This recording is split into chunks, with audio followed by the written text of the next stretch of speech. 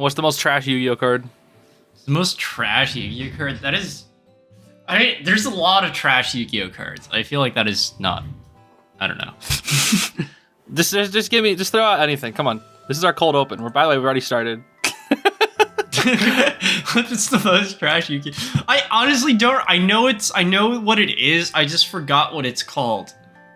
Okay, well, send me a picture. I'll just throw it out now. Anyways, hi, everybody. Welcome to this Catching These Podcast, episode 22. We're doing this right now. Actually, before we get into it, here's a quick disclaimer. This is editing me. Sorry this is a bit late. I actually had my audio corrupt, so I had to try and fix it, and it took a lot of effort to fix it. So, yeah, sorry it's late. And 2, the little rookie actually had a soundboard that he was messing around with in this podcast. However, it was only plugged in through Discord, so he played a bunch of sound effects that we are reacting to in this podcast that you will not be able to hear.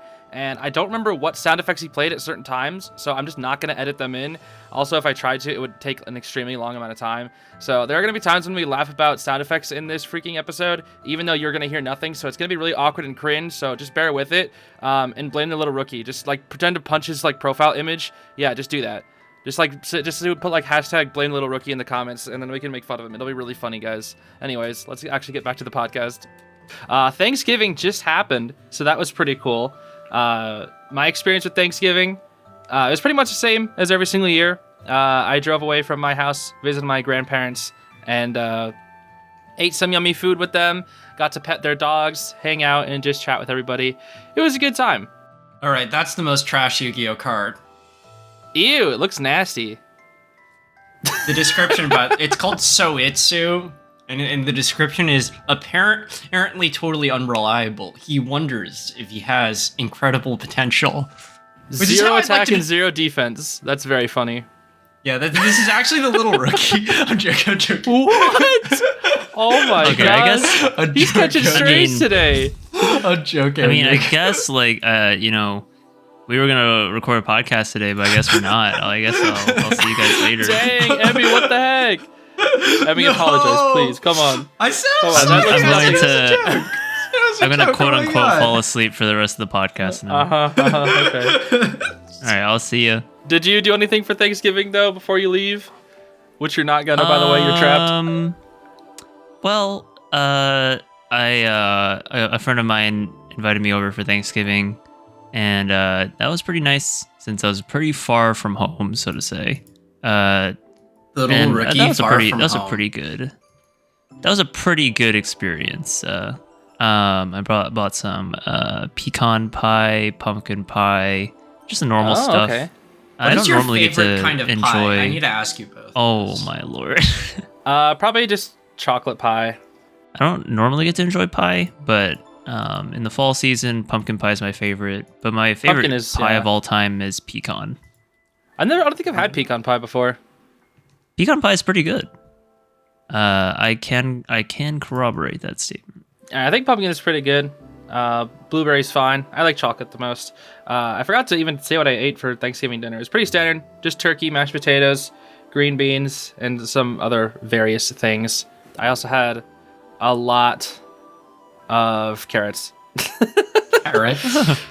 Yeah, there's just a lot of carrots that they just had laying out at a snack table, and I just kept eating carrots throughout the night. Okay. They're such a good snack, like this baby carrots. Baby carrots are such a good snack food. I would just grab 3 and then go sit down, and then whenever I would come back around, grab 3 more. They also follow the division law that we discovered, if you remember. Yeah, when you snap something in half, it looks like you have more. Yeah, you psychologically have more. The rule of pretzel. I just call it the rule of pretzel. I will say I for some reason, and I guess this is me kind of warming up to the idea of it, but I do really enjoy the standard Thanksgiving meal of mashed potatoes, gravy, and turkey, as well as green beans. It's so good. It's an ultimate combo. It's literally it's a match made in heaven, I think. It really is, yeah. You have a really nice taste and flavor from all sides, and surprisingly, it works incredibly well. I suppose that's the reason why it's celebrated the same each year. For sure. I honestly hate turkey. I'm not sure if I told you guys this. You have told me. I don't understand. You have told me this before. I still don't get it. How do you like ham? How do you like ham but hate turkey? Ham is so gross. Ham is nasty in comparison to Ham turkey. is not nasty. Ham's wonderful. No, ham is trash compared to turkey. Ham my doesn't gosh. need gravy. Turkey does. Turkey by itself Turkey does is not kind of need dumb. gravy. No, it's Have not. you ever Turkey had a is turkey so good. without gravy before? Come on. I don't even really have gravy with my Thanksgiving dinner too often. If anything, I have gravy with mashed potatoes, but I don't really I have don't know. gravy My too often. opinion is kind of like people think of turkey, but when people think of turkey, they're actually thinking of duck, but no one really eats duck that much. So Then why would they think of that as duck if no one eats duck? That makes Well, no no. sense. well, no, like That's most- like everybody yeah, thinks of the nobody color has blue when they think Thanksgiving of the duck. color freaking magenta when magenta's like never Well, exists. I no, don't but even know. I'm That was just a horrible talking about comparison. like Exactly. texture-wise and flavor-wise. Like most people think of turkey, it's like, oh, the skin is so crispy and it's so moist, and I'm just like, turkey is never like that. No, it's not like that. Also, maybe I'm just like having bad memories, but every time we had a turkey, like my family had pretty small Thanksgivings, so every time we had a turkey, like none of us knew how to make it, so I would just go and figure out how to make it, and it wouldn't really be that good, but it was just a lot of work, and I was just like, and I don't know, maybe that's just why I just have a negative association with turkey. Turkey just brings back the terrible memories of me trying to figure out how to make a turkey. Wow, For me, I didn't know at it was least. so deep. I mean, I think I either, like a deep either you have backstory of why either you I have a hate trauma issue or you have a skill issue, and I think it's both. Turkey I trauma was skill following issue. Gordon Ramsay's recipe. I don't want to hear Oh it. It was my Gordon gosh. Ramsay's fault. All right. No, well, no, you do no, know no. you remember I have Gordon Ramsay on speed dial. Don't forget. Oh, what does he That's say? actually What really does he funny. say? What does he say? I also made Gordon Ramsay's turkey, and I thought it was delicious. Like I legitimately followed probably the same recipe that you did. I'm not kidding either. Like a couple of like maybe this was like 5 or 10 years ago, but I also What followed do a you do similar with all recipe. the leftovers? I like don't know what to do with it. It just becomes nasty after a few days, honestly. Are you kidding Also, me? when you have like put it 7 in other.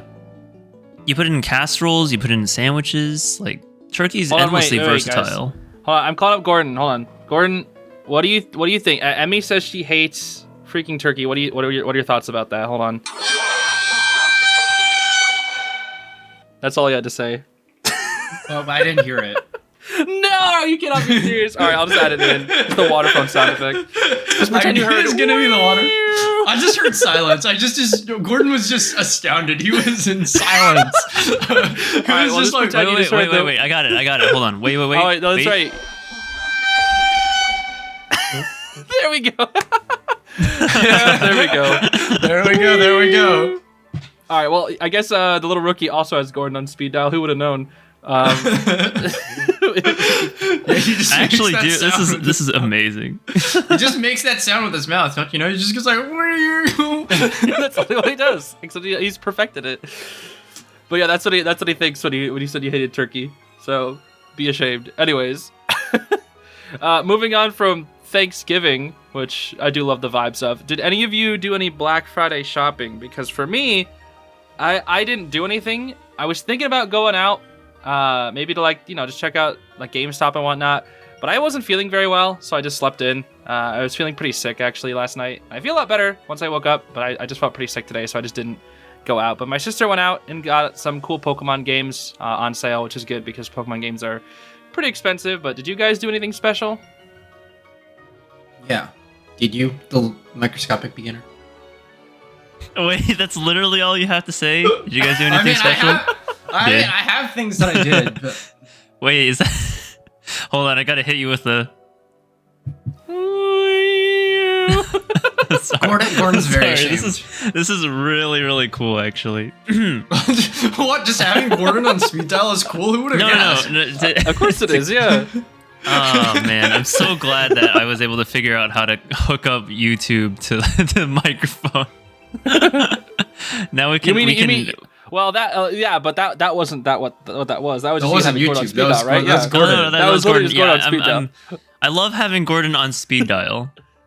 And having the freaking YouTube microphone to hook up. Yeah. Did you Totally do anything for Blanche Friday? The economy's bad right now. Yes. And I didn't. Well, we're talking about the necessarily- economy. It's not Thanksgiving. Get out of here. I'm joking. No, I don't know. I've been trying to think about what I would really want. Actually, here's a good note or something that I realized. If you were on Steam before November 20th this year, you could. There was the Steam series or the Steam company. They have a very popular franchise known as like Half-Life, and recently Half-Life celebrated its 25th anniversary. Emmy, please. So it's the 25th anniversary. To celebrate the 25th anniversary, they gave away the Half-Life game for free for a limited time. So I was able to. Two. Yeah, Half-Life 1 for free. Gotcha. Okay. Half-Life 2 is like $1, so I mean it's basically free. Wow. I mean, it's been so all years. their games were like, all of their games were 90% off for the Half-Life 25th anniversary, and like seriously, it's like an amazing deal. Like you could literally get all of the games developed by the Steam developer for a measly price of like $9.50, which is like that's just like amazing. Very wonderful. But in terms of Black Friday, I'm not really sure what I'm supposed to be looking for. I'm also not sure if I'm gonna run out of time because we're recording on Black Friday right now, so I'm not sure if there's any deals I'm leaving out on. Let's just go. Yep, pretty much. Cyber Monday's coming up too. I mean, to be honest, Yeah, Black Friday's I kind of might look all week nowadays, so it's not like you're really missing a whole lot. I might look at some Cyber Monday stuff. I thought about maybe trying to get like a new camera, but I don't think I can afford one. I would like to get like $1,000 camera, like something that's like really high end. But unless there's like a really, really awesome sale, like 50% off, then 50% off of 1,000. That's pretty good. Yeah, it's like 500 or something. If it existed. It would be pretty good. I'll have to use honey. Well, I don't know. Guys, Mr. Beast here. Did you know you can save money with honey? Anyways, Mr. Beast mention of the week. There we go. We have a quota. We have to this little check. Mr. Beast Honestly, we once. need to put the checkbox in the document where you have to mention certain things. And so, all right, there's Jimmy. There's Jimmy. We mentioned Jimmy once this week. That's good. Yeah, that's good. Slip it, Jimmy. We're right. We need to. But yeah, I guess in other news. You're actually going to write it down in the document we have. That's so funny. In other news, my Identity 5 channel is still keeping up the growth. We actually reached 5,000 subscribers on that channel, which has been pretty cool. And now Emmy has actually written down, mentioned Jimmy on the quota in the document. That's very funny. We have a quota now. It's new. I will say, it's so funny. What was that? I will say, it's one of these things that I've noticed like over the couple of last years, which is that I think since COVID has happened, the Black Friday phenomenon has kind of died out a little bit. Oh, you're like such a historian. You're like, the Black Friday phenomenon has started to back before COVID. Oh back my before God. the days of COVID. Okay, so back before COVID happened, right? The fact that you cut it off was even funnier. There was a lot of people that would go to like, Best Buy and stuff and like wait in line until midnight and things. But nowadays people are a lot lazier. I think the Cyber Monday deals are just a lot better. And I don't know, it makes me kind of wish for those days, but also kind of not, because when people would eventually rush into the Best Buy stores, they would trample each other to literally get the best deals.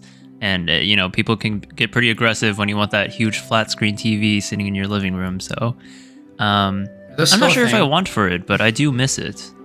That's my opinion on Black Friday. Yes. I won't be going out there to Best Buy, but I will probably be scrolling online on Monday. So where I'm saying... going to be looking on Cyber Monday? I'm going to go to HH Greg Online. Let's go. That doesn't exist anymore. No, the it store does exist. Wait, it's only online. HH Greg still exists. Yes. It's just only online, which is sad.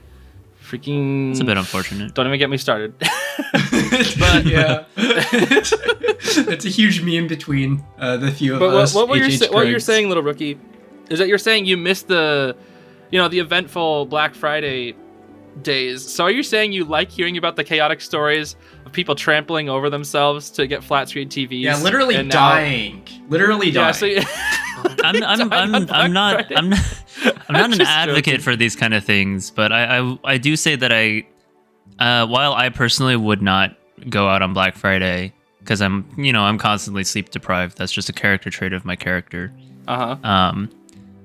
I don't know. It's like So what you're saying it's like is- sometimes you miss it, right? Yeah, you miss hearing about this. So what you're saying is, I'm gonna compare this because I just watched these movies recently. You're basically Yeah. like the Capital from Hunger Games, where you like No, watching no. people kill each Whoa, other. whoa, whoa, No. He's more like he's like whoa. Farquaad from Shrek. He's like, some of you may die, but that is a sacrifice I am willing to make.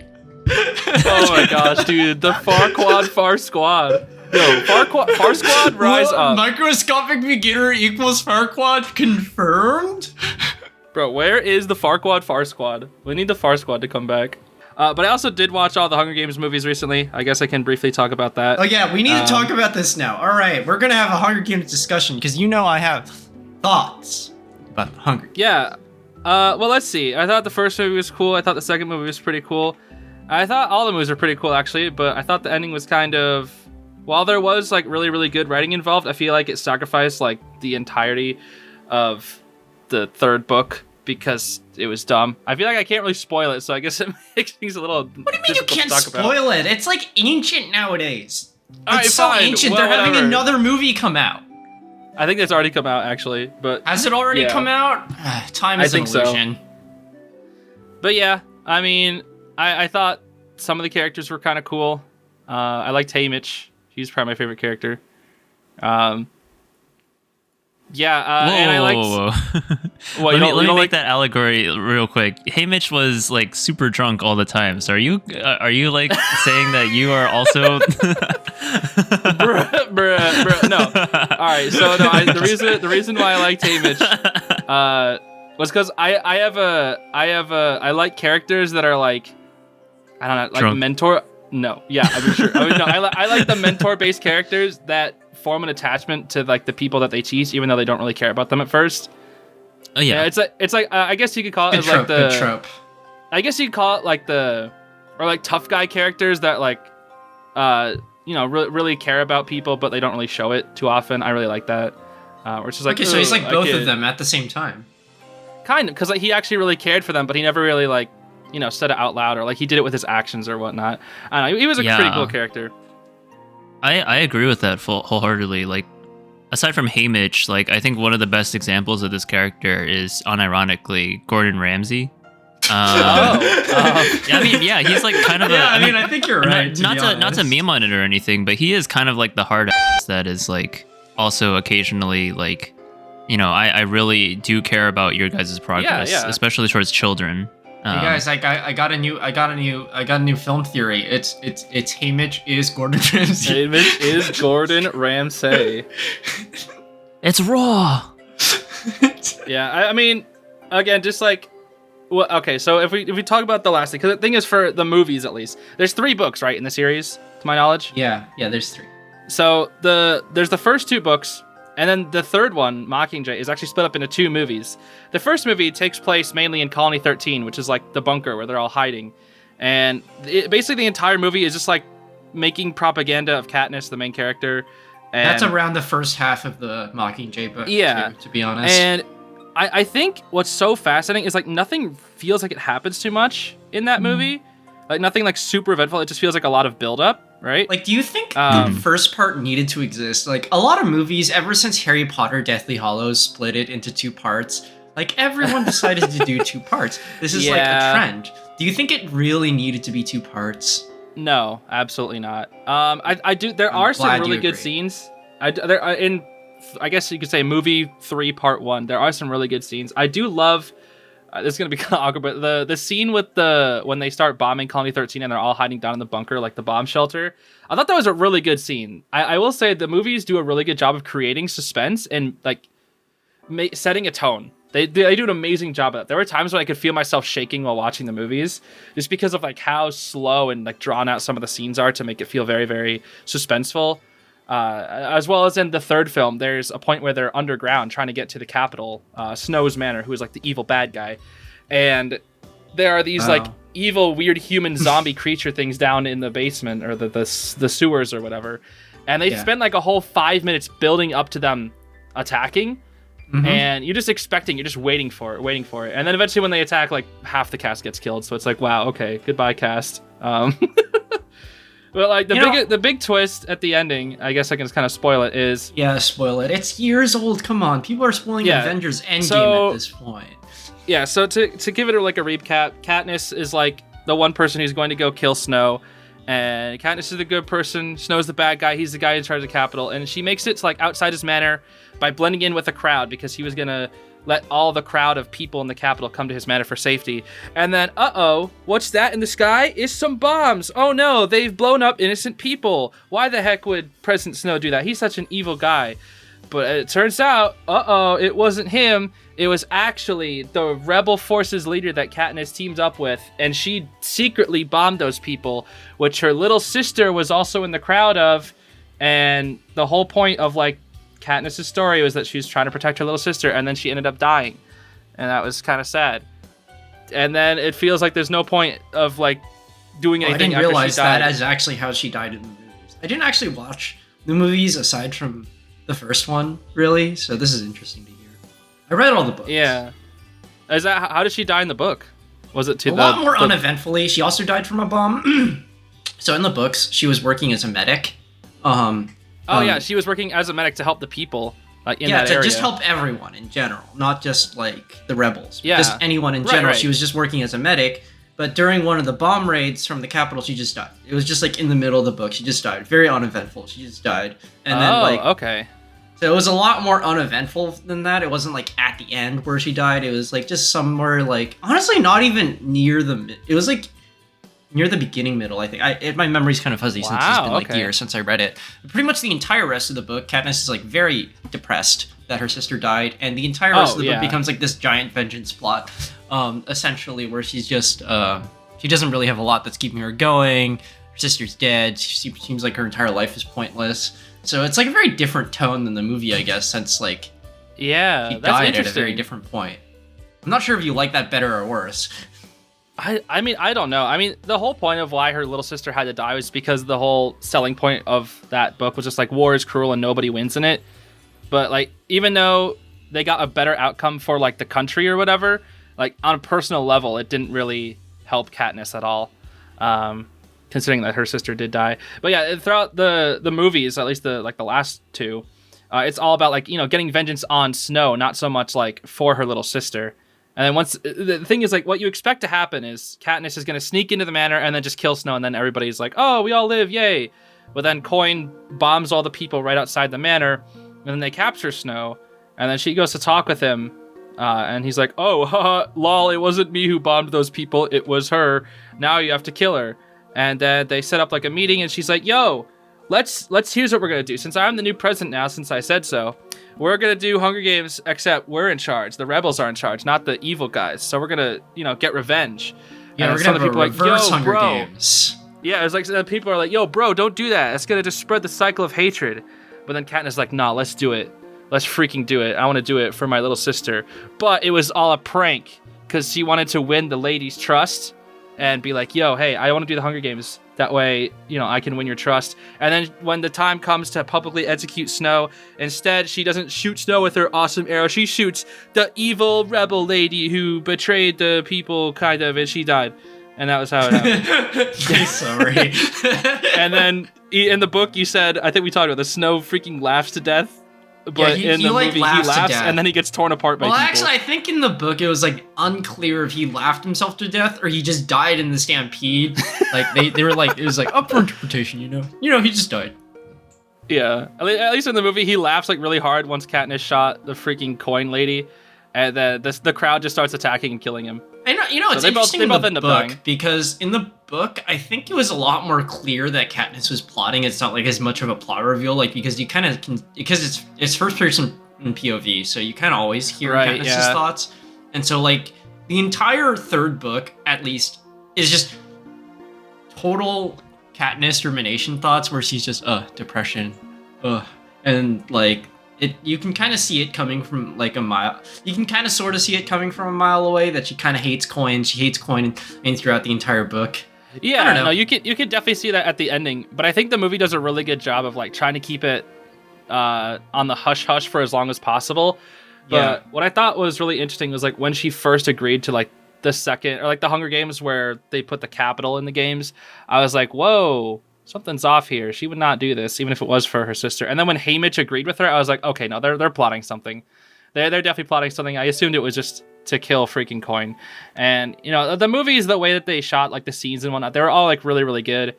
But I feel like with that twist at the ending, it makes so much of, like, the previous scenes just kind of pointless and, like, kind of just sad, I guess, because, like, they spend... You know, each one of these movies is like 2 hours. They spend so long, you know, reaching to this point, and then it just, like, kind of feels anticlimactic, I guess. Like, it's kind of cool they have, like, a twist villain, but it feels so... I know it was, like, all for, like, the really cool ending, which I do think the ending was kind of cool, but it feels like it makes everything leading up to it just kind of pointless. Well, like I just said, where instead of killing President Snow in front of everybody, she kills President Coin. Did it just end like that? Was that the last scene? No, that happened. That was not the last scene. No, it was not the last scene. After that, Katniss was thrown in jail, and then after that, Haymitch went to go visit her, and then after that, Katniss basically lived out her life with Peeta, far away from the war and far away from the capital. I'm not sure if she got thrown into jail. She did get thrown in jail. It was like a temporary jail. Yeah, like a temporary jail, but she did get thrown in jail. I mean, literally, she assassinated the president. I only know of the movies. I've only read the first book. Well, no, this is coming from my perspective in the books. I think, like... She was only put in temporary jail because the people who were in charge or whatever, they were going to grant her a full pardon after a certain amount of time or something. Yeah. So she was thrown in temporary jail. I mean, she literally killed the president, so there had to be, like, some kind of action there. And then afterwards, she was basically sent off far from civilization to live with Peeta. And they got pregnant and had a child. They got Purgante and they had a child? Whoa. Also, this is gonna be so mean, but I think Peeta's character is so boring. Yes. No, I think that is by design. I think he's a kind character. I don't think he did anything specifically wrong. I just think that his character is very boring. Well, in fact, I think a good amount of characters to his character. I think a good amount of characters are boring, honestly. Well, especially in the books, because it's first-person POV, so, like, all you get to see about Peeta in the books is just, like, Katniss is his perspective towards Peeta, where it's just, like, you know, it's a teen romance. I mean, the only characters that really stood out to me, again, were Haymitch and Katniss. Like, those... I mean, obviously, Katniss kind of has to, because she's the main character, but Haymitch was also cool. I honestly agree with you that Haymitch's, like, relationship with Katniss is far more interesting and, like, has a lot more depth to it. Well, he also the fact that he's, like, very worldly. He knows, like, a lot of people, has a lot of connections. Well, yeah, like, I wish, like, Haymitch was, like, a more minor character than I honestly think he should have been compared to, like, Peeta. Like, the plot focuses on Peeta, but the actual interesting part is, like, other people, to be honest. Like, Peeta's not really that interesting as a character or in his relationship to Katniss, in my opinion. But, you know, it's a teen in YA audience. Know your audience. That's so true. There's even this plot thread where they brainwash Peeta. That didn't need to happen. It literally did not. It literally adds nothing to the plot except being annoying. It's so dumb, bro. In the movies, it's so dumb. It's like, oh no, now they can't get along. It's literally pointless. Looking back, it literally feels pointless because, like, he's fine in the end. He's literally just fine in the end. It's so dumb, man. It is so dumb. I don't know actually, if that's in the books at all. Actually, if I may have the floor for a bit. Go ahead. Actually, go. I've been watching Hunger Games a lot over the last couple of years. You've been watching it a lot, like again and again? Oh my lord, Emmy. During Christmas time, Emmy. just go. All right. So during Christmas time, right? I often, like, watch Hunger Games, like, the entire series over again with my family. So that's basically cool. Every single year since, like, 2017, I've been rewatching the Hunger Games. And, you know, watching the entire movie, like, all the movies back to back, I do understand, I think, some of the complaints that you guys have, which is that Peeta is sort of a boring character, as well as, like, you know, some of the other characters around him are, like, cooler, and the fact that Peeta got brainwashed is, like, you feel like it might not be as deserved or is probably, like, necessary to the plot because he does, you know, heal in the end. I would like to play like devil's advocate, and I think PETA's recovery in the very end is actually, I think really, in my eyes, I feel a lot for PETA, and I empathize a lot with PETA's struggle. Oh, for sure. Without a doubt. I think like I'm not saying he's like completely not interesting. I just mean like other characters just kind of steal the show from him when he's basically like the second main character you can consider. I think also like his kind of like plainness is by design because he's like the plain bread boy in most of the entire plot. And to elevate him onto a surface was kind of also by design of, Haymitch and the casting call, where they were like, we need a way for you two to survive. And so the way that you guys can survive is through a lovey-dovey romance that the Capitol can empathize with. If you make a good story, then people will entrust their love to you guys. And so like it's really fascinating because again, like at the very end of the story of the first book, like the Capitol messes up really badly by saying like there's usually one victor, but now there's two. And so it creates this really interesting like dichotomy where it's like, oh, the Capitol can't walk back on their word now, but they also did walk back on it when, Katniss and PETA were holding the two berries that would kill them outright, creating a zero victor outcome. And so that, that game designer got destroyed and replaced by the one game designer that extracted them. And so, again, I think it's really the particular pain point that you were talking about, which is that when PETA returns to Katniss, he has actually just been brainwashed by the Capitol and is like completely horrible. That's after the second game or second movie as well. Yeah, so top of the second movie. They enter the second, and but I thought the second game was much more interesting. I think it's pretty messed up. I think it's like really, really messed up because you see the other victor. I forgot his name. I think it starts with Finn. I think his name is Finn, maybe. Finnick. Finnick, yeah, Finnick. Finnick, yeah. So you see, Finnick gets his his fiance, his lover back, and she's basically in perfect, pristine mental condition, and so there's like this empathy, there's like this build up in the audience where it's like, oh, maybe the bread boy will be all right, maybe hopefully the PETA will be okay, and then you get to, even though his name is a cheese, you get to PETA, and Katniss is like cheese? Really. It's bread. PETA Katniss bread. is like Katniss is like really empathizing towards PETA. Like she really looks forward to like seeing him again, and then he just outright strangles her. He's the emotional core for her. At that point, because her sister's safe. At that point, it's just all about him and his safety.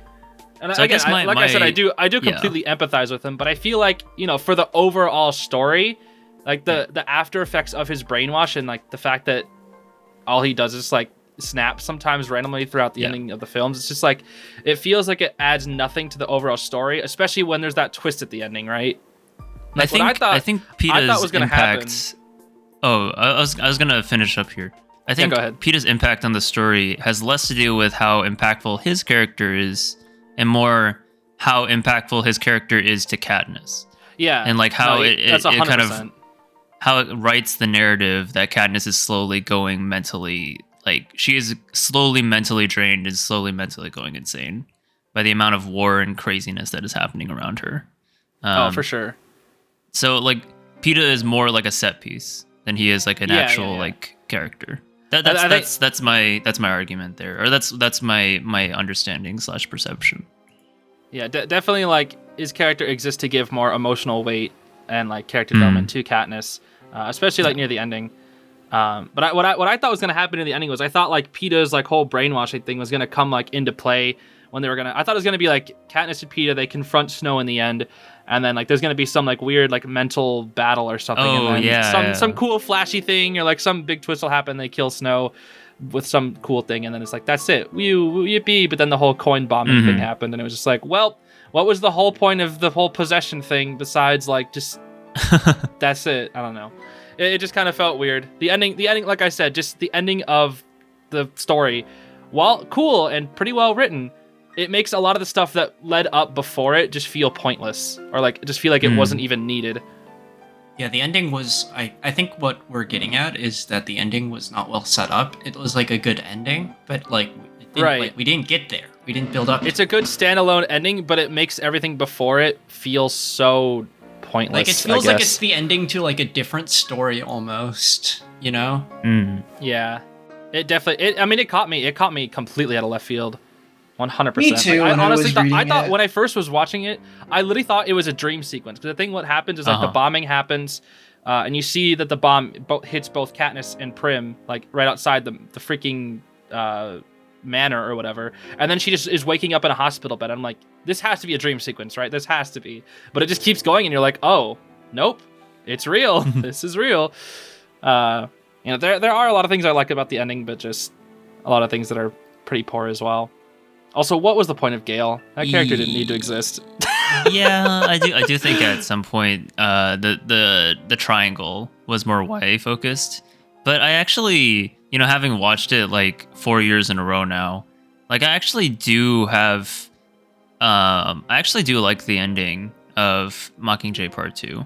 I do agree with your sentiments with I Gale like though. the ending too. Gale kind of like like I said I like the ending too. I just think like Yeah. it definitely makes the things before it be stupid, because I think the ending is extremely well written. How nobody wins in war, and it was never about like Katniss being happy on a personal level. It was more for the country.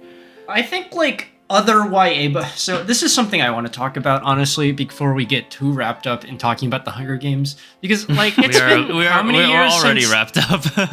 It's been how many years currently. since the Hunger Games has ended? I don't honestly even. I think remember. the last movie came out in 2013 or 2014. I can't remember. And that was just the Almost movies. 10 The years. books have been like out for over a decade. It's been okay. We're living in the 10 years later part of the Hunger Games Right. Mockingjay ending being released, and so this is like something I think I wish other YA novels would like look at the Hunger Games, and instead of looking at the love triangle, they would look at the ending of Mockingjay a little more, you know, and they'd be like, you know, we need to be more like that. Instead, they look at the love triangle and be like, nah, we need to be more Bro, like love that. triangles are so cringe. I don't care. All I feel is nothing. In fact, I feel less interested in your story if you have a love triangle. I'm sorry.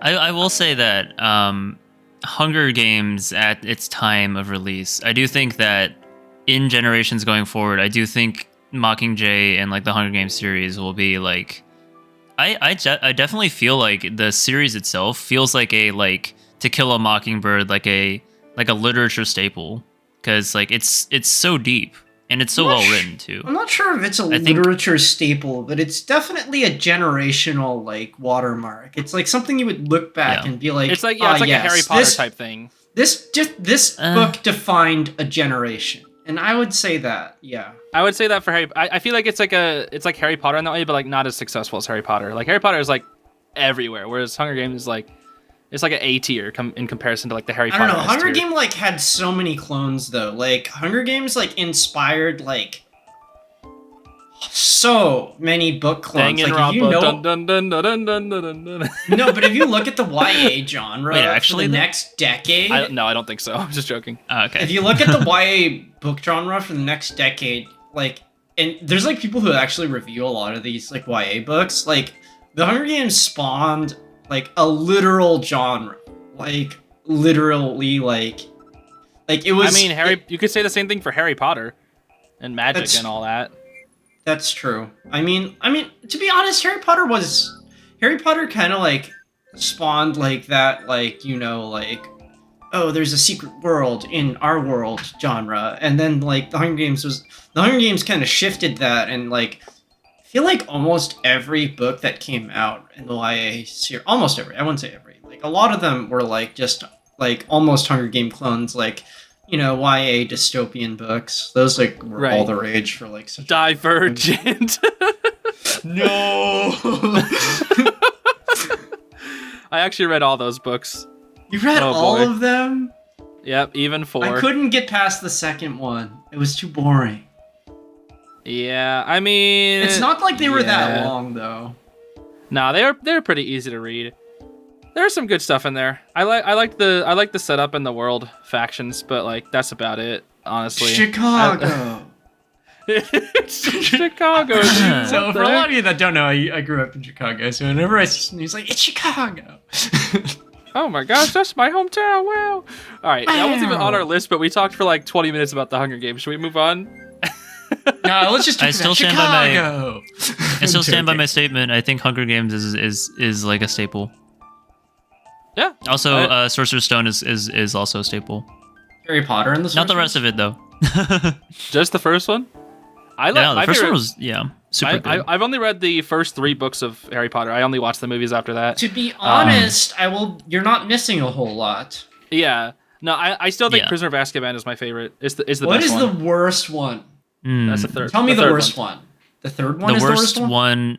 The worst Harry Potter one. Oh, it's Yeah, the 5. That one's so boring. At Yeah, 5. there's some really It's either boring 5 or ones out 6. there. 5 or 6. It's like- Yeah, they're so bad. It's like there's some of the I Harry don't know. Potter Actually, books 5 that might actually just be the worst because it is Oh, Dolores Five literally Umbridge. feels like a filler arc. It's a filler arc. 5 is a filler arc. I'm sorry. bruh. We keep constantly interrupting the microscopic. But okay, can we talk about the Whopping Willow though? That's still the goat. Whopping Willow is actually the goat. The tree that moves. What are these effects, bro? You gotta admit the Whopping Willow is hype. Come on, the tree that moves and it kills you. Whee! Yo, Gordon. See, Gordon likes the tree. He thinks the tree is cool. I'm sorry. I like the Whopping Willow. I think it's cool. Gordon. And the It's Gordon. Dementors are It's Dementors are Gordon cool. is I'm sorry. resonating. Dementors are actually hype. They're so cool. But yeah, I do think the ones that in the Harry Potter books that are a little bit slower are the ones that actually go harder into the young adult genre, and it feels like more like young adults, especially I think 5. Like I haven't read all the books, but I've watched all the movies, and man, some of those movies were slow. Holy. Except 3. 3 is the best If one. you thought the movies were slow, then I got news for you. Because it took a lot more than 2 hours to get through some of those books. Oh Yeah. no. I mean, again, I've only read the first 3 books. But yeah, Like I said, you're not 5 missing and a whole lot. 5 and 6 are definitely the worst ones. 5 is probably the worst one. 5 is the longest book too. 5 is like 800 pages or something. No, 5 isn't the longest. 7 is. I'm pretty sure. Well, I think just in length 5 is. I actually. No, I'm pretty I'm sure certain. 7's the longest one. Okay. Oh, whatever. I thought it was 5. Okay. Can't debate that. All right. I mean, we can settle this really quick.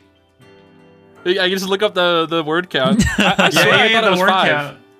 You know, it might have been the specific book that I had, because I did have all the books. The books that I had looked thicker, but it also could have had like bigger text as well. So, No, yeah. you're right. You're actually right. Ooh, Harry yo! Potter and the Order of the Phoenix had 257,000 words. Harry Potter and the Order of the Order of the Filler of the Phoenix. Oh man.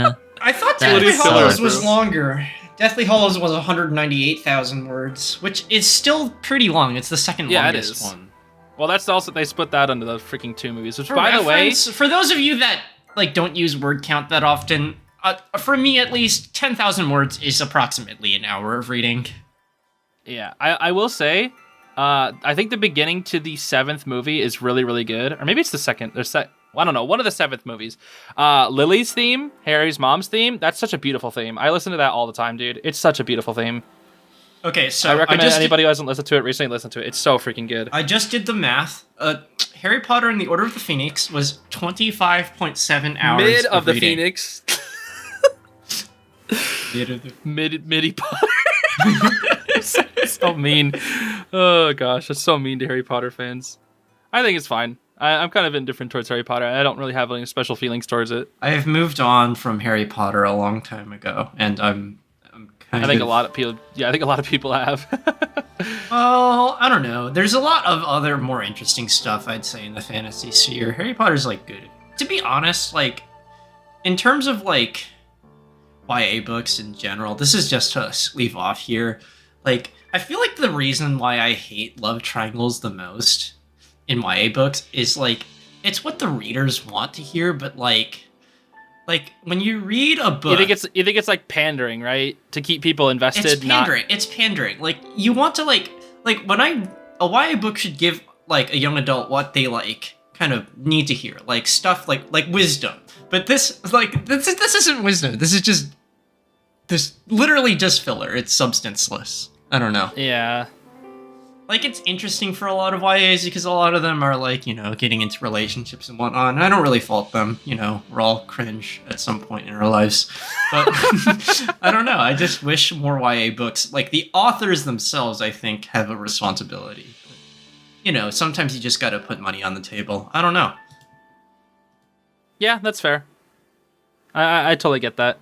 All right, we are moving on from Hunger Games. Well, YA since we hell. were talking about since we were talking about just books and whatnot, do we want to talk about our NaNoWriMo National Novel we should Writing talk Month about experiences? NaNoWriMo. I know I'm not very proud of it, but you can go first. I mean, I didn't really do too much either. So I actually have written a little bit. It's about a short little story that's like very goofy and stupid, and I'll probably read it on the podcast actually when I'm done with it. But I was talking about how I was coming up with this like fall like mystery story, right? And I was cool. trying to like figure out like the plot for it. And I was coming up with like a lot of cool like ideas and whatnot. And I was like, you know what? This is just not going to work for a short story that would only be like, 12 to 13 pages or something. So instead, I just decided like maybe like just potentially, make it a novel or something, like a short novel or something. Just put that off to the side, keep all my ideas in my head. But I decided to like just, move on to a different story to finish in NaNoWriMo. And I'll probably read that on the next podcast. It'll just be a stupid, goofy story, kind of like how my old stories were. And I hope it'll be very silly and dumb and entertaining for the podcast. Hopefully. I liked a lot of your old stories. They were very dumb. I mean, so for me, so for reference, I am now on holiday, everyone. I was working way too much before.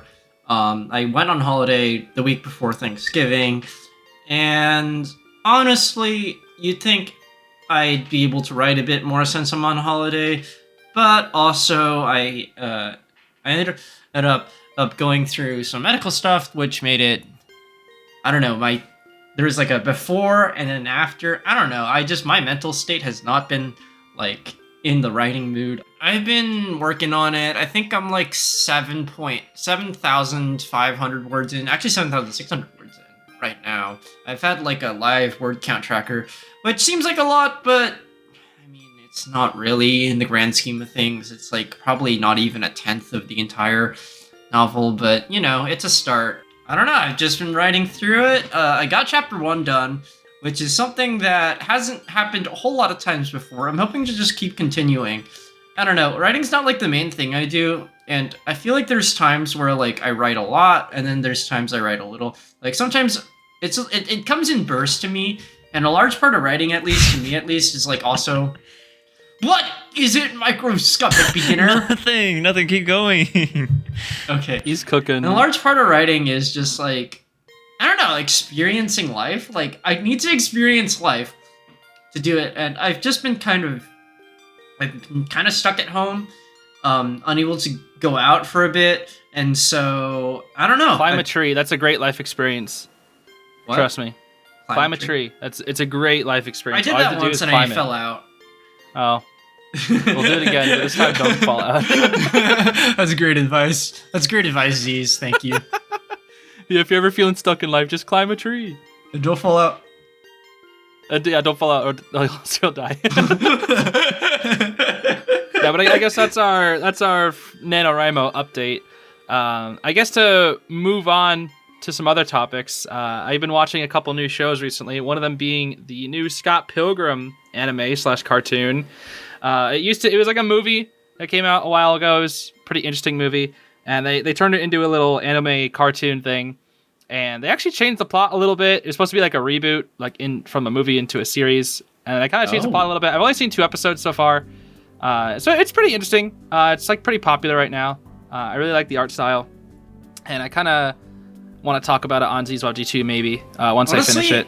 If Racecar was here, we'd be able to talk about the anime. So he has like this giant, like 200 like plus show long watch list of animes that he like just hasn't watched but wants to. I won't say he can even feasibly watch all of them, given how much time you would need to dedicate to watch all of them. I'd say they're just shows that he could watch. I mean, here's the thing: you could watch either all of those 200 shows, or you could watch One Piece. I mean, or you could watch.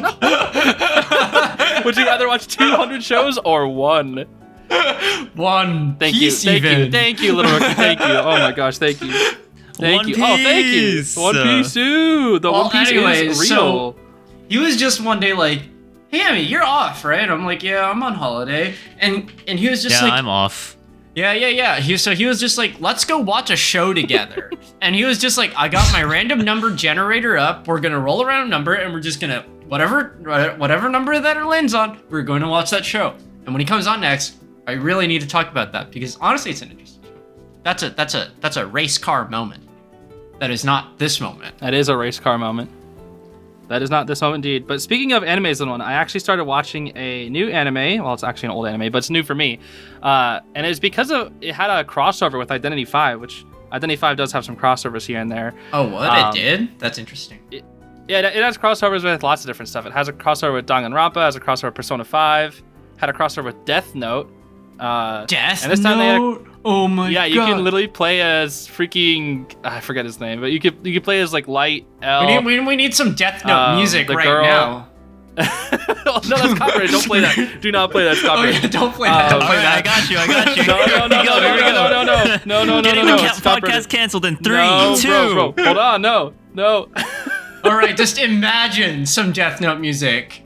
Oh my gosh. Well, no, there's also, but I forget the freaking. You can play as the demon guy. I forget his name. Ryuk? I've never seen. What? Ryuk? Ryuk? That's his name. Ryuk? Like, Oh, yeah. You can play, yeah. R-Y-U-U-K. Ryuk. Yeah, you could play as him as well. It's pretty cool. But they did a crossover with XXX Holic, which is like I never heard of it before this thing, and it's actually a pretty interesting anime. I thought the first episode was actually insanely boring, but all the episodes after that were pretty interesting. And it's basically I don't really know how to describe it, but like there's like this lady who's like a wish maker, and there's like spirits all around and whatnot, and the main character works for her, and he basically just does chores and odd jobs and whatnot, and just goes around and learns life lessons or learns about very, very interesting. They just have like very small subplots. There's like an overarching story, but each episode is kind of like on its own. I don't really know how to describe it otherwise than that. But No, I think I get it. yeah, there are some very interesting concepts in the story that involve like occult type stuff, like spirits and whatnot, but it deals with like regular stuff. Like for example, there's this lady that could not stop lying, and it's like, oh, if she doesn't stop lying, she's going to get hurt someday. And there was another really interesting episode about like what it means for happiness, and how there was this lady that kept making things worse for herself because she didn't want to deal with the responsibility of being happy. Because they were just talking about how things always balance out. And it's like, well, if I just keep making myself sad, I won't have to be responsible for the things that happen when I become happy. Like, for example, she purposely didn't go to her first pick college. She threw herself in the middle of the street to get hit by a motorcycle so she didn't have to go to a meeting to get a promotion. It's like, well, if I have to get this promotion, I'm going to feel sad when inevitably something else bad happens to me, and also that's going to carry more responsibility, that happiness. And it's like, what is the happiness or the responsibility of having happiness? It was a very interesting concept, and they went in for like a whole 10-minute conversation going on and on and on. Sounds like a very philosophical anime. Yeah, there definitely is some philosophy in it, and it's actually been really, really interesting to watch. Like, there are obviously some, goofy, more laid-back episodes, but the one that I'm talking about now at least was the most interesting one. So I really hope there's more episodes like that, with just kind of diving into like the philosophy or life lesson type stuff. It's been a good time so far. Cool. Maybe we should start getting to some of the other topics that involve and engage the microscoping person here. Microscoping. Okay. All right. Did you guys want to talk about D&D at all, or? You can talk about D&D No, or I got silly this. Magic the Gathering stories. I got this. All All right. So I have a story, right? So recently All right. I got back into Fortnite, and apparently they brought back OG Fortnite. Oh my god! Okay. We're canceling you right now. They We're brought canceling back OG Fortnite. That's true, but I didn't even know you played Fortnite. What? Actually, of course, the microscopic beginner played Fortnite. What are you talking I don't, about? but I mean, I guess I'll play the sound effect. No, that's copyrighted. No. Oh, Actually, that's also not copyright. Okay. It's not Is it copyright. No, not? don't worry. It's keep it's going, not keep long going. enough. It's not long enough. Don't worry. No. The dance itself is copyrighted, but the stupid okay. little default All right, dance just sound effect is imagine not us copyrighted. dancing in your head right now. We're dancing. dancing. They actually put it in freaking Your Omni thoughts Man. are copyrighted. They put in. I think I told you about Jack Skellington. They put Jack Skellington in Fortnite, but they also put in Omni Man No. from Invincible, and I think maybe his son too. They have to stop They keep putting putting things in in new- Fortnite. They keep putting like so many things in Fortnite. It's like they have crossovers all the time. It's crazy. Fortnite is the ultimate Fortnite's- crossover. The most ambitious crossover. They thought it was Avengers Endgame. No, it's actually just Fortnite. So you're telling me that I Fortnite. can play as Eren Yeager from Attack on Titan Can I and also play play as as Thanos Sans from from Undertale? Avengers? Actually, you can't. No, there's no Undertale crossover. Surprisingly. Yeah. I know there isn't. That's not to say that. That's not to say there won't be eventually. Nah, Emmy has just gotten wrecked. Play the Hell's Kitchen. Play the Hell's Kitchen, says the person who has control over Gordon. You literally are just annoying Gordon. Every time you're just like, oh, Gordon. Hey, Gordon. Gordon, I need that wee. And Gordon just like trying to eat dinner. Not even dinner, it's too late. Gordon just trying to like relax before he goes to sleep. Gordon, I need you to play this one sound for me. Fine. Hey, Gordon, what do you think of this going? What do you think of this going? I just want to let our viewers know that I've actually not hooked up any of these to the actual microphone, so we're just gonna be here with like no sound. Bro. What? And Zeez is gonna have to edit in the sound. No, you can't be serious. Uh, You can't be serious. I think he is serious. No, I'm you cannot be serious. You've been hearing all these goofy sound effects. All right, don't play anymore. This is gonna be an editing nightmare for me now. Oh my gosh, you it's gonna actually be just great. increased. It's gonna be great. You literally increased my workload by like 2 hours. I'm not even joking. Oh I'm my so gosh, sorry. bro, all those sound effects. Microscopic beginner.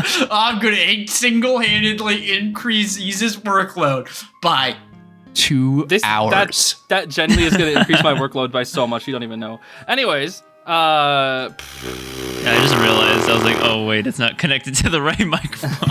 Wait a second. It's fucking I was like, Classic. oh no. classic beginner mistake. Rookie mistake. No, 5-second rule. 5-second rule. If I pick it up after I drop it 5 seconds, it should be fine. That's not how it works, rookie. anyways, did you guys want to talk about D&D? Do you? No. Or are you too busy Okay. microscoping? Yeah.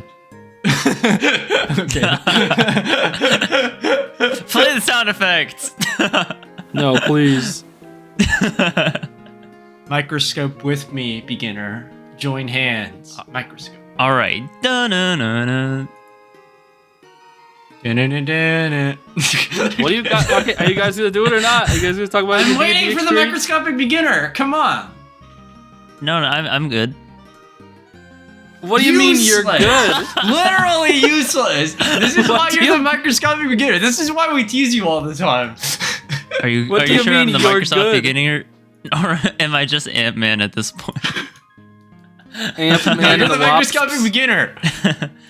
You're not even Well, Ant-Man. I You can't mean- go quantum. You're only microscoping. You're not quantizing. Okay. In my defense, the topic is listed under your name. Well, maybe you should have been the one that came up with it instead of me. Oh my lord. What is happening, guys? Tell you what, I'm going to we're- skip D&D for now, and I'm going to go on to something that I've been doing, which is I recently tried out World of Warcraft because there was a free trial happening. Wow. Get it? Yes. Wait, wow. Hit the sound effect. What sound effect? Two We can't hear more anything. hours of As you shouldn't. editing. You're just delaying the inevitable. This is ridiculous. You But just that are like, being said, I have been trying out WoW, and it's been a lot of fun. It's been I wouldn't say it's been a lot of fun, like exorbitant amounts of hyperastic fun, but like I've just been like kind of enjoying it as like a as a game that you just kind of like zone out to. I can understand why people like it. I can also understand why people get addicted to it. Yeah, no, Um, MMOs are definitely really, really fun. Yeah, for sure. What's your character? Is there like there's like character? I have never played it, but I know there's like character customization, right? What's your character? All right, so I Like, what chose class a are you? Or pin. whatever. I chose so in World of Warcraft there's there's like two factions. It's the Alliance versus the Horde. And neither faction is like inherently good or bad. It's just like some of the lineages that are in World of Warcraft are tied to a certain side. You can actually try it out right now. This is the free trial that they provide for everybody, which is basically you can play until level 20, which is just a good way of like getting your toes wet into like MMOs and stuff. Wait, so they lock you out of playing it after you reach a certain level? That's kind of stupid. This is the free trial, like, because WoW is a subscription service, right? So Yeah, but it's not. I mean, at least with my experience with RuneScape, you can still play. You're just restricted to free areas. But once you reach a certain level, it's you like literally Club can't play Penguin, anymore. you know? It's like you only get restricted to free things. I wonder if I think it's more like Blizzard's policy, but see. I wanted to try it out because I wanted to try it out because of the amount of legacy that WoW has had in the gaming space. Like, you think of MMORPG, you're definitely thinking of either RuneScape or the big one, World of Warcraft. So I wanted to try it out. I can understand why people like it. That's pretty much all I have to say. Again, I only tried it out today. So do you think you'll be subscribing? I don't know. Probably I would probably maybe in the future if I had money, I would probably try 1 month and then see if it's worth it or not. Like again, it's like it's an online service. The servers are constantly running. I certainly like would love to experience like old classic like MMORPGs and kind of get my toes wet into those kind of like realms like RuneScape and WoW. RuneScape but is fun. as a Yeah, whole, I love RuneScape. Yeah, but as a whole, like I'm not totally on board with like Blizzard's like practices and stuff. So Yeah, there's I've also heard about that too. stuff. Yeah, Blizzard is a bit of a controversial one, but they Wait, recently just got identify bought, with me. they recently got bought up by Microsoft, so that actually happened. Huge shakeup for the gaming industry. Yeah, I did hear about that. That's right. Yeah. Yeah, if you want a free ago. game to play, just play Identity 5 for me or with me. Yeah. Yeah, let's go.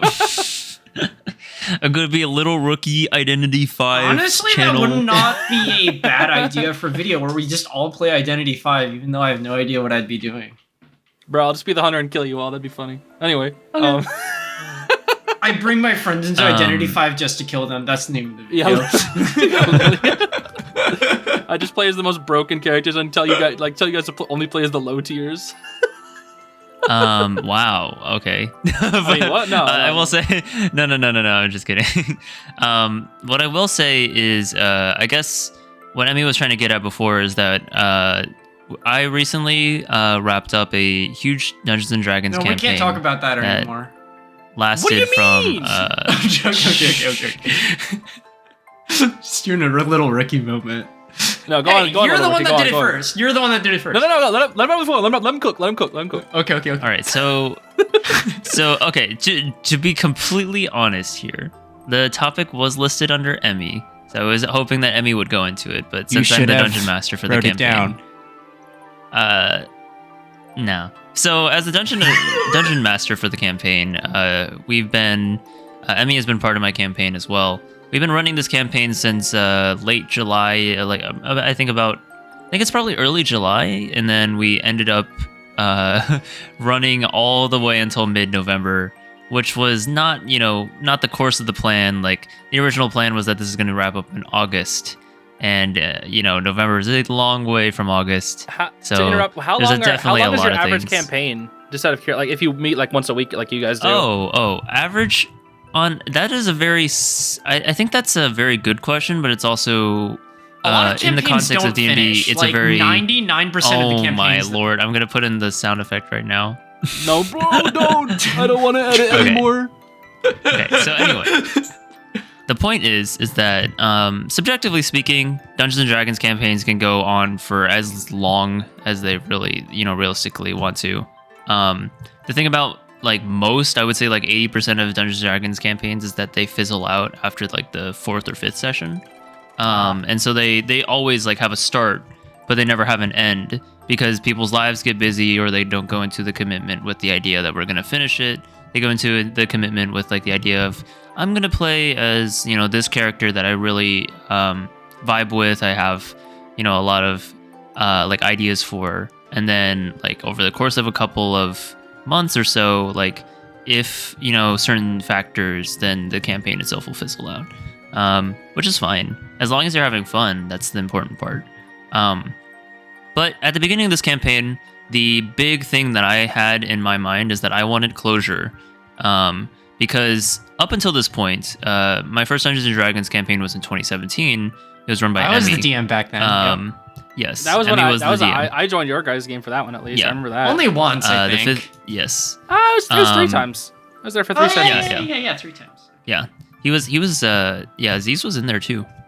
So for me, the goal of my July 2023 campaign was to get some kind of closure for all the different, like, you know, campaigns that had started but never ended up until that point. So during the first campaign, like during the hiatus between the first campaign and the last campaign, which is the one that I recently ran, there were 5 different campaign attempts, you know, done by me and done by other friends in our friend group. So for me, I wanted a huge like catharsis moment, because like all of these things had basically started but never stopped. So I created this like overarching story that incorporated elements of all the different campaigns that we had gone here to beforehand.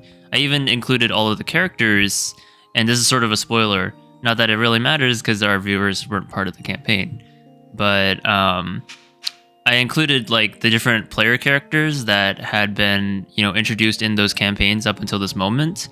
So, you know, like a character in Emmy's campaign would show up in my campaign, because my campaign was set like 1,000 years down the line from Emmy's campaign. That's very cool. I think, yeah, it was really, really dope. I will say Zeez's character, the fifth sandwich, showed up in the last, like the second to last episode. He actually did show up as an immortal character that didn't age. Whoa, let's go. Yeah. So like he like, because like Zeez's character in the entirety of our campaigns was literally like kind of like an abnormal like phenomenon. Like he fell into a wormhole or something. Not sure that's Yeah. how I would That's describe right. it. Oh my gosh, Yeah, I forgot he about fell that. into a I wormhole. forgot I found God by So- accident. Yeah, so It wasn't actually Zeez's character God. They fell actually into a found out who that was wormhole. later. Okay, Zeez's well, at least character at the fell time into I thought a- it was God. Yeah. Zeez's character fell into a wormhole. And so, like, I think for me as a dungeon master, I wanted to perpetuate this idea that, you know, the fifth sandwich is this, like, kind of, like, abnormal, kind of, like, loophole character. My That is, my like, character's name is kind of literally called the Fifth exists- Sandwich. Just so Yes, everyone, it's yes. literally called the Fifth Sandwich. Wasn't he A like human trying to, like, ranger. after like Yeah, his a human ranger by the grandpa, name like, of- the fourth sandwich? Yeah. A human ranger by the name of the fifth sandwich. Basically, my idea was that this character has always had like elements of existing outside of the timeline and stuff. So being like kind of an abnormality. So in the like final last 2 episodes, he does make an appearance as being in this, and it's a whole thing, and explaining it might be completely going off topic. But the way that the that's fifth fine. sandwich shows up is that one of our characters gets sent to a swamp. The catharsis of like the climax of the story was that our party goes to a castle to try to confront the big bad, and then the party gets inadvertently split up by a magical legendary item that forced them to get split up so that they couldn't confront the big bad. Well, it's like Dragon Quest 11. Yeah. No, well, it was And actually so the versus big a bad could dragon. literally, so the big bad could literally like go out and, you know, enact their evil plan. So one of my my player characters got sent to a swamp, and inside of the swamp was a village of a lineage known as Kenku. So Kenku are normally like crow-like, bird-like humanoid characters in Dungeons and Dragons, but the like accentuating quirk about Kenkus is that they can only speak, and they can only mimic what other people say. So they themselves cannot say words. They have to mimic what other people say so that they can, you know, speak words. Like there's no language they speak. They just speak in mimicry. But the thing is that there's a bit of an intrigue here, because when my player character like lands in the swamp, getting separated from the rest of the party, he wakes up with all these kenku, these crow-like birds surrounding him, and they are all speaking in apple the juice? no. They're all the kenku are all speaking in the exact same voice, but even though they have like this quirk of mimicry, they are able to like piece together like bits and words to create coherent sentences. By the fact that they have mimicked this exact same voice. So these kenku are able to have a language. They're able to overcome their problem, which is we can only mimic other people by basically piecing together words that they have mimicked from someone else who has like said all these words out like from a dictionary or something. So they're basically mimicking, when they said that word in that instance. Interesting. And so this character is like, why does everybody in this village sound the exact same? And so they go to meet the village chief of the Kenku village, which is like elevated. I'm actually learning a lot right now. In this swamp. Because I actually didn't hear any of this. That's great. Emily. So they are elevated in this swamp, and so the player character goes into like the village to go see the village chief, and on the chief's door, there's literally a sign hanging on the door that says the fifth sandwich. Bro. And they go into the chief, and they realize that the chief has the exact same voice that all these Kenku have. And so the lore here is that this fifth sandwich character, since he is basically immortal and cannot age, has been literally like reading out words to these Kenku every single day so that they can mimic the way that he says that word and piece together and make a language so that they can actually interface with the rest of society. Bro, that's crazy. Bro, I did not even know that. This is really funny because when this was all happening, I actually missed all of this, even though I was supposed to be there, because the fire alarm in my building actually went off. What? Oh no! Yeah, it was actually in the middle of my part where it went off, and so we had to like cut it short and then like do it afterwards. Yeah. So, that was again. Huge moment there. Also, Emmy's fire alarm went off, but huge moment there.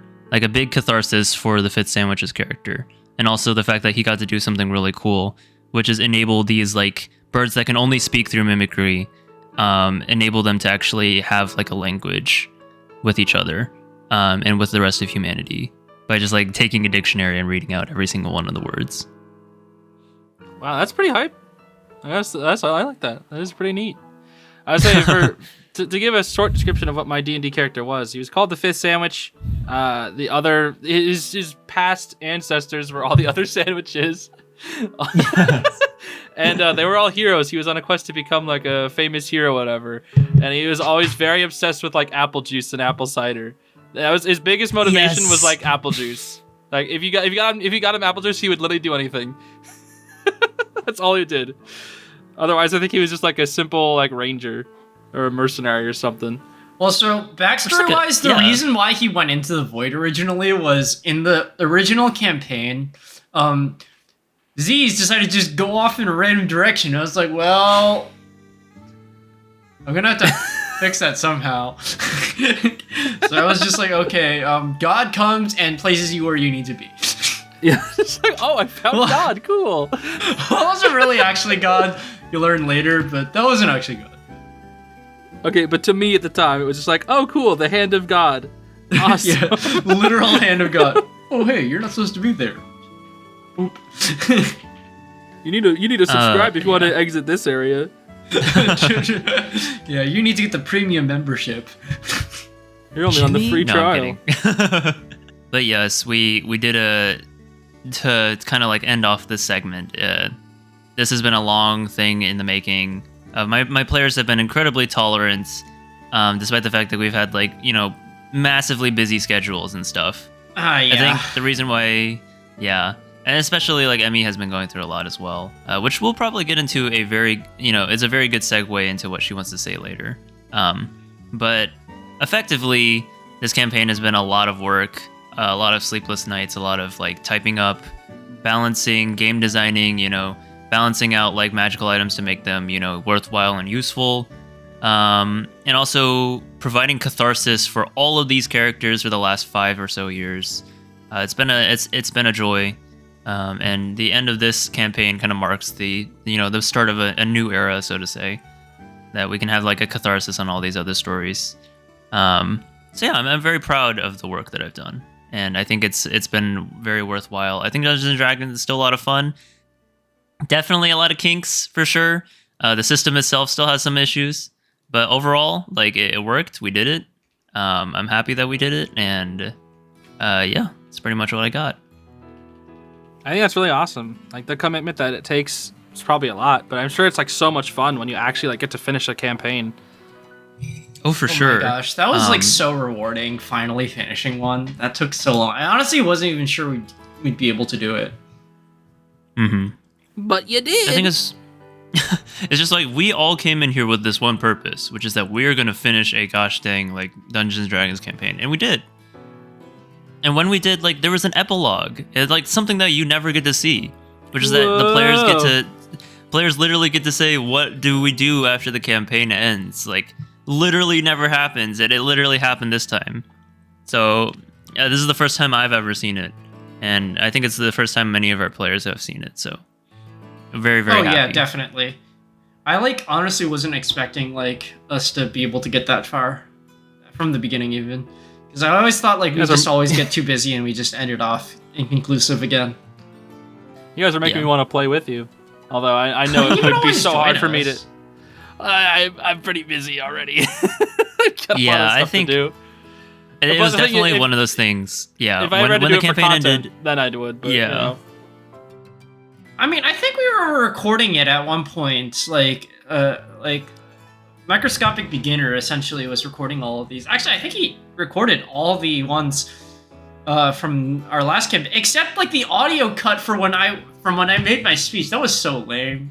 Like that was the only speech that got cut. So for one of the magic items, he said that it would pretty much give us like temporary hit points, which is like you know how in like games you can sometimes get like extra hit points that like get used Hardy up first. Durians. Hardy Durians. Yeah, like that, like Hardy Durians. But it was a hack that did that in our campaign, and we had to like essentially give like a 5-minute speech for it to work, and like in real time 5-minute speech. Which was so basically I like gave like on the spot. I was the first one to do it, so I didn't have anything prepared. I just on the spot improvised a 5-minute speech. And that was the only speech that got dropped, which is so sad because that was arguably one of the best ones, in my opinion. Yeah. Mostly just because I improvised the entire thing. I think it's like in a nutshell, and kind of like going off of what Emmy said, like the what was I trying to say? Basically, if you ever wanted to do like D&D for content, like I think I would totally be down for that. There have been a lot of people who have been doing like short D&D campaigns online just to like test out whether or not the content is suitable for their audience. You know, like Jaden Animations. Yeah, like Jaden Animations recently did a one-shot, which is literally a one-session campaign. So if you ever wanted to do that for content, like I think I would totally be down for that. I mean, we could do a longer like running one. It just have to happen like less frequently. Well, I'd also be. I think it's also like, again, with the commitment to like D&D, you have to kind of like understand like, you know, what the purpose of it is. I think one shot is good for content because you get to try out and test out, you know, in if terms you're of testing well it suited out if for your the audience content. is all right with it. Yeah. If you're well suited for the content, you know, if you yourself are well suited for, you know, D&D and stuff, like, and just in general, like role play tabletop RPGs. It doesn't honestly, have that'd to be a D&D. fun, interesting podcast moment because we could honestly just do it like on CVG3 and it would be like a podcast except like D&D. Yeah. Maybe. I can consider it. We also have to do that freaking dubbing anime clip sometime.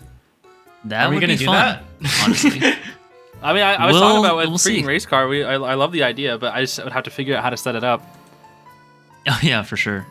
But that's pretty much all I have for Dungeons and Dragons. A lot of fun, honestly, a lot of fun. I'm glad that I got to do it, and I'm happy to all my players as well. They kind of bent over backwards to get the schedule to work, but we did it. One of our players was pregnant. That's just a whole thing. Yeah, I'm glad that she was able to enjoy. That the baby is campaign like as well. that baby better be a D&D baby. That baby was the ghost. Like that baby was like the 7th player. You know, Yeah, she was the 7th player. But yeah, that was a lot of fun. Do we want to? I know we have a few more topics, but we are going kind of long. Do we want to get into anything else? Do we want to talk about our MTG stories? Microscoping beginner? No, I think I'm good. MTG is great and all. Magic the Gathering. But I have a lot of trauma, so I'm good. Trauma? Is this because of me? Or is this like, what is this? What is this? More microscoping beginner excuses? No. I'm good. Like I'm good at Magic and all. What? This is totally my fault. I don't really want to talk about it. I should be the one that's traumatized, not you. Like you use your your stupid strategies that like changed my personality. No, that was a lot of fun. I'm not sure if it was just pain. I'm not sure if now is the time to get into it. I'm just saying it's a good story. It's just not the right story. All right. Okay, I'm we won't writing talk the high about of the my Dungeons trauma. and Dragons. I'm writing the high of my Dungeons and Dragons like explanation. Like that was so much fun, and now you you're don't want gonna to go make me into go your off the trauma, MTD drama? Come on. No, I don't. I don't really want to do that. You know I what was I'm the saying? one that was more traumatized from the entire experience. Oh yeah, you wanna compare our trauma, me? You wanna compare our trauma on the podcast? We can let the I'm commenters joking, rate us to see who had the most traumatizing MTG experience out of the two. Hello, everybody. No. Welcome to the trauma contest. That's right. In the I'm left corner, joking. we've got the little rookie. In the right corner, we've got over here. Oh wow, who has the more trauma? Whose life is worse? Let's compete. Local Zeez VovG YouTuber has gotten canceled on Drama Alert. All right, we'll go into it a different time. Microscopic beginner. Oh yeah, also recently got back into No, I'm just kidding. Genshin Impact, the sponsor of this video. No, I'm not sponsored. No, we're not sponsored. We're not sponsored. Yeah, everyone knows that we're actually sponsored by Gordon Mr. Ramsay. Beast? Wee! Oh, Mr. Let's hit the sound Beast. font. Let's hit the sound effect right now. Honestly, we could just be sponsored by Mr. Beast. Oh. Thank you, Gordon. Do we want You're very to go into any more topics, or are we good there? We might just be good there. I think a couple of other things. The Scott Pilgrim anime looks pretty interesting. Really cool. Apparently, there's no heat in my apartment, which is sad. What do you know? You're just reading out the topics that we have written on the document. What the heck? I personally recently had like a huge thing, and so like my work-life balance has been kind of off. You're stealing so our topics. What the heck? I'm literally finally getting a break. Content thief Okay, listen. alert. First off, I had no heat down written in my apartment because there's literally no heat. The heat doesn't work in my apartment, so that's cool. What? What happened? That's very concerning. Yeah, I'll be fine. I'm just gonna tell the freaking people tomorrow that there's no heat. It's Do cold. you have the insulation still? Hey, freaking people! I have to set it up. I'm probably gonna set it up tomorrow. Anyways, there's no heat in the apartment. There's no heat. Can't imagine living in the basement and not having any heat. I'm not in not the basement, but the ground floor. Yeah. Oh, I'm in the basement. Oh. It's cold. Yeah, it's just chilly, but at least I have my nice heater, which is it's a good heater. I love it.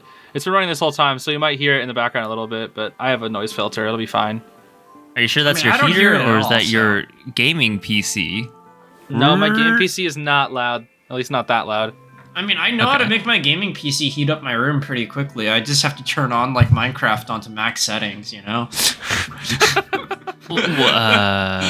Max rendering 2 frames a second. Actually, my PC can actually this render one Minecraft frame pretty well. looks amazing. Anyways, I think we're gonna call it there. Thanks so much for watching, listening, whatever. Who the Catching Zeez podcast, episode freaking 22. I appreciate it, everybody. I hope you have a great rest of your day. What? Okay. Go on. Was this the best Zeez VovG podcast? Let us know in the comments. Tell us which one is your least favorite. Tell us which Wait, what? episode is trash. Literally, let us know which episode is the worst one. I would like to know. I'd also like to know if this is the worst one. Like, This one is- and this one leave is a the- comment. Thank This one is probably the worst one. I'm about to draw 2 cards. Holy. Are they pretty good ones? That's a pot. Hey, they're pretty and they're pretty good ones too. What is happening? All right, that'll be it, everybody. Thanks for watching. I'll see you next week. Bye. Bye. I'll see you next week. Will you? You better be here next week if you're gonna see them next week. Can I stop now? Yeah. No. I guess I'm just gonna hug my blahage. All right, I've stopped.